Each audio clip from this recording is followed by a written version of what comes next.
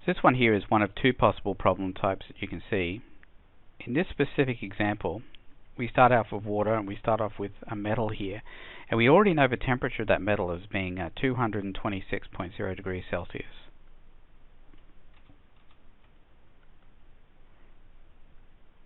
And we also know the mass of that metal as well as being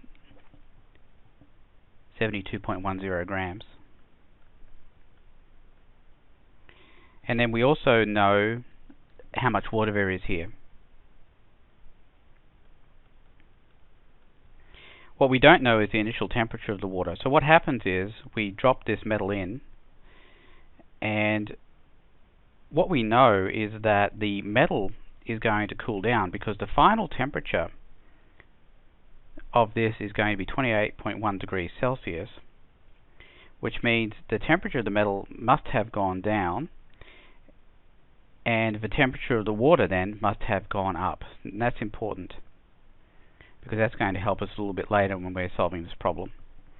So the first thing we'll do is figure out the heat released by the ion. And when you're looking at this kind of problem, look at what you have the most information about. Here we've got a massive ion,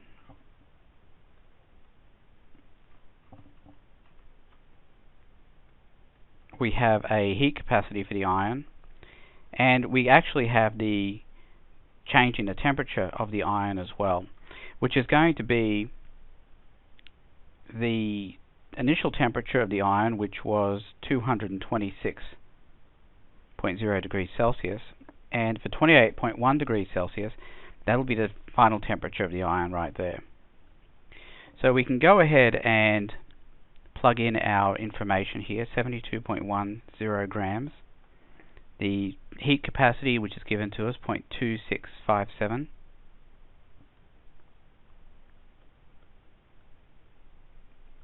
Joules per gram per degree Celsius. And then the change in temperature of the ion, which is 197.9 degrees Celsius. Now the way we get that is by taking 226.0 degrees Celsius and subtracting 28.1 degrees Celsius. And you can see once we figured this out for significant figures, it's going to be one place past the decimal. That's what we have here. And that would be 3791 joules. You can see the grams cancel here. Degrees Celsius cancels, or that's just left with joules. Now the heat released by the ion is actually the same as the heat gained by the water. And that's when we can work on the water now. We've got QW is mass of water, C of water, delta T of water, which is what we're going to be ultimately interested in. Delta T of water then is going to be QW divided by MW times CW. So then we can plug our information in here. So we've got the heat of the ion is equal to the Q of the water. That's 3791 joules. The mass of the water we're given here as being 139.35 grams. And the heat capacity, 4.184 joules per gram per degree Celsius. And again, we were given that in the problem. The change in temperature here comes out to be 6.502 degrees, which is the change in temperature of the water. Now, we need to know what the initial temperature of the water was. And in order to do that, we need to figure out what happened to the water.